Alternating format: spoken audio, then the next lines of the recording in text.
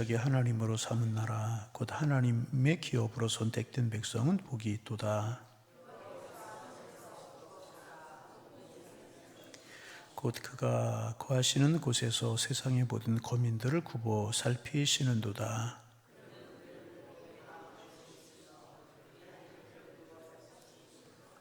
많은 군대로 구원 얻은 왕이 없으며 용사가 힘이 세워도 스스로 구원하지 못하는도다.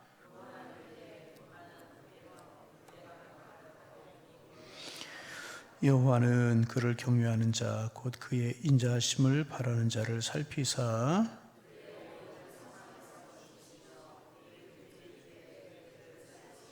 우리 영혼이 여호와를 바라며 그는 우리의 도움과 방패시로다.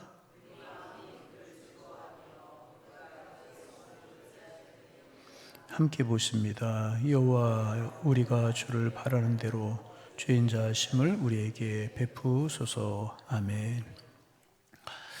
우리는 살아가며 수많은 선택을 합니다. 이제 가까이는 오늘 아침을 무엇을 먹을지 선택해야 되고요.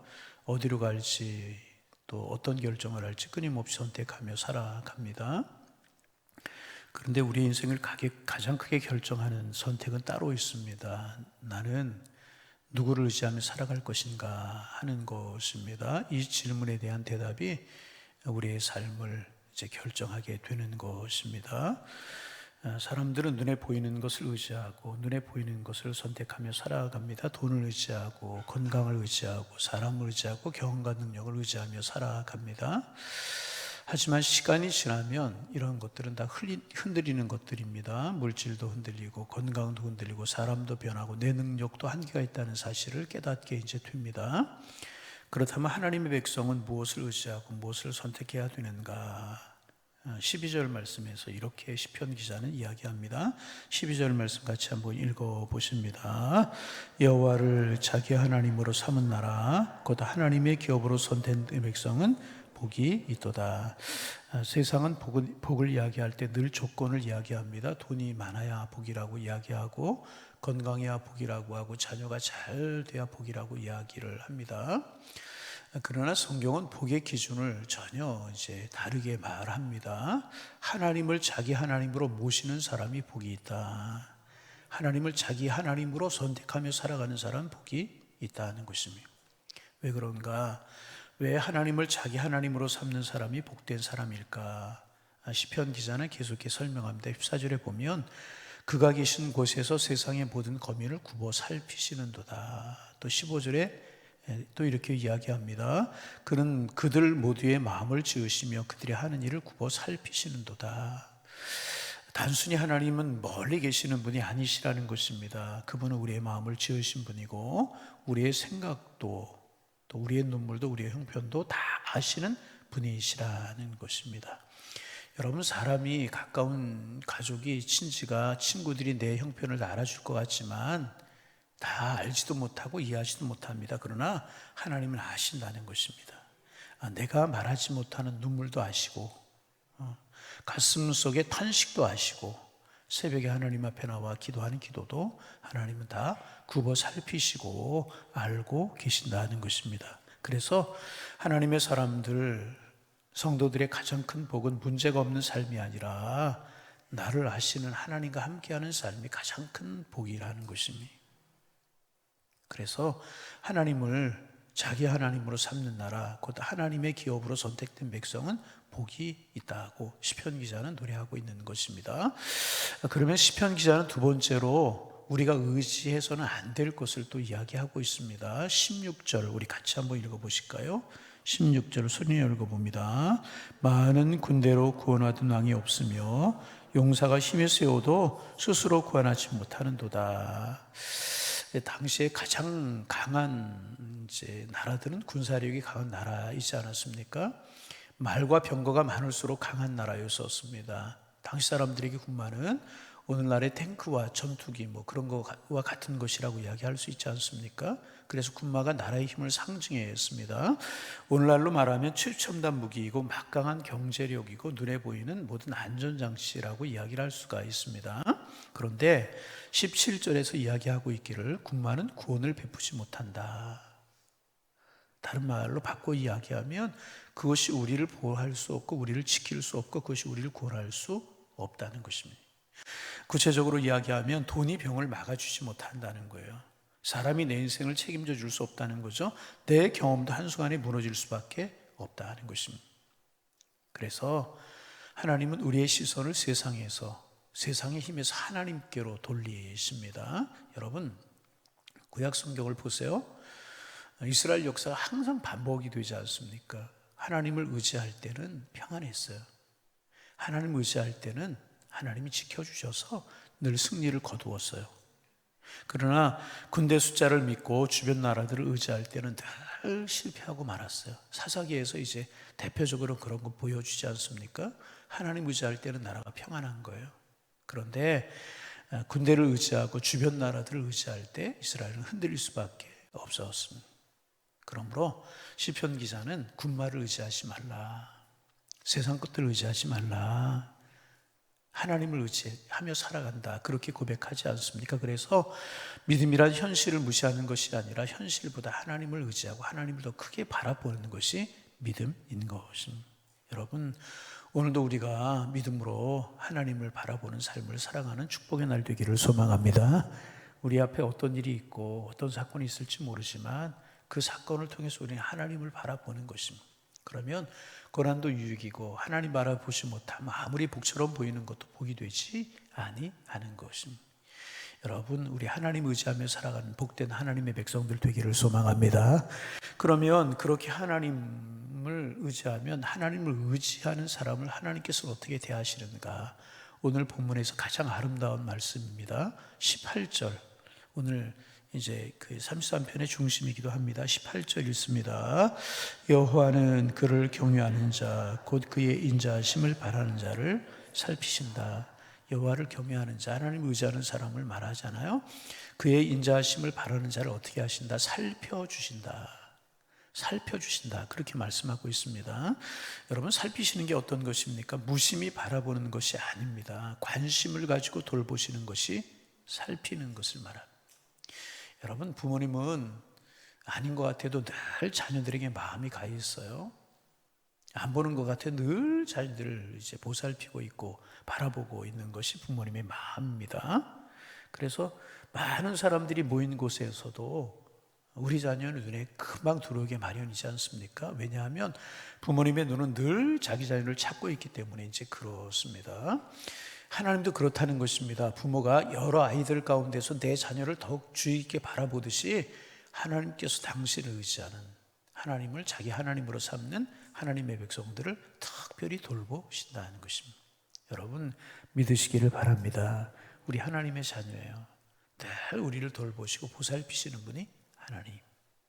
하나님이 모르시는 것이 아닙니다. 알고 계시지만은 하나님의 때를 기다리고 계시고 하나님의 때에 간섭하시고 가장 선한 길로 우리를 인도하기를 원하신다는 거예요. 그래서 19절에서 이렇게 또 고백하면 19절 읽어봅니다.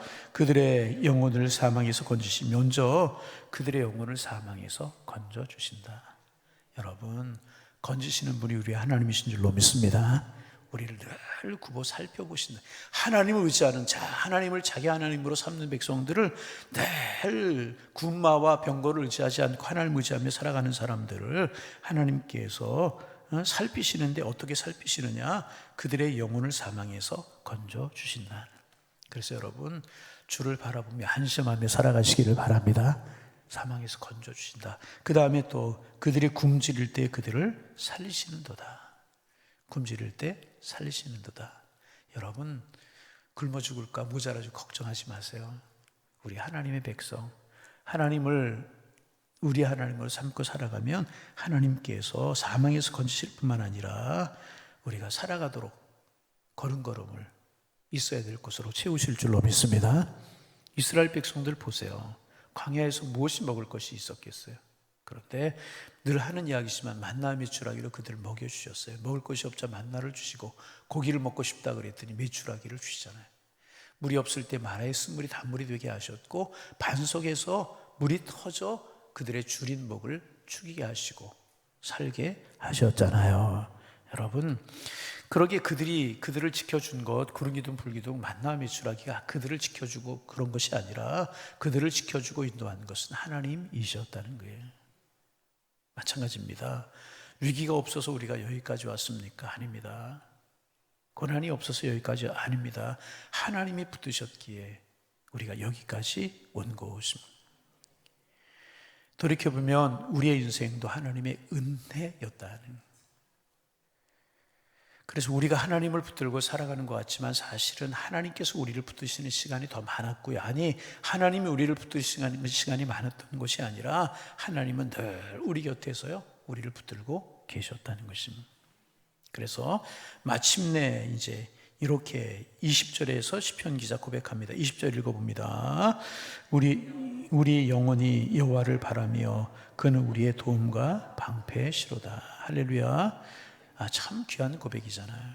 우리 영혼이 하나님을 바라며 하나님으로 자기 하나님을 삼고 하나님을 바라며 살아가면 하나님께서 우리의 도움이 되어주시고 방패가 되어주신다는 거예요.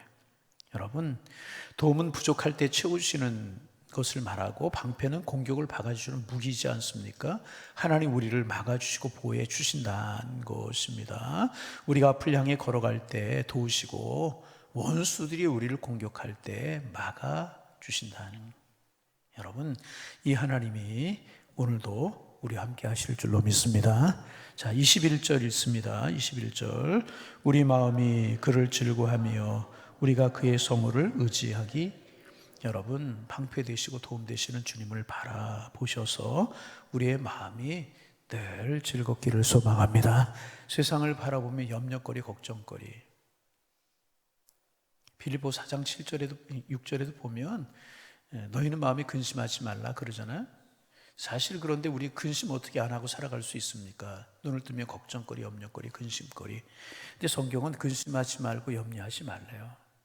그리고 하나님 앞에 기도하래요. 기도하는 것은 무엇입니까? 바로 하나님을 나의 하나님으로 삼는 것 아니겠습니까? 그리하면 모든 지각에 뛰어난 하나님의 평강이 그리스도 예수 안에서 너희 마음과 생각을 지켜주시겠다. 방패요 도움이 되어서 하나님 우리를 지켜주시겠다는 거예요. 하나님 우리를 지키시면 되는 것 아니겠습니까? 여러분, 이제 시편 기자가 우리의 마음이, 내 마음이 늘 즐겁다는 거예요. 왜냐하면 하나님 의지하기 때문에.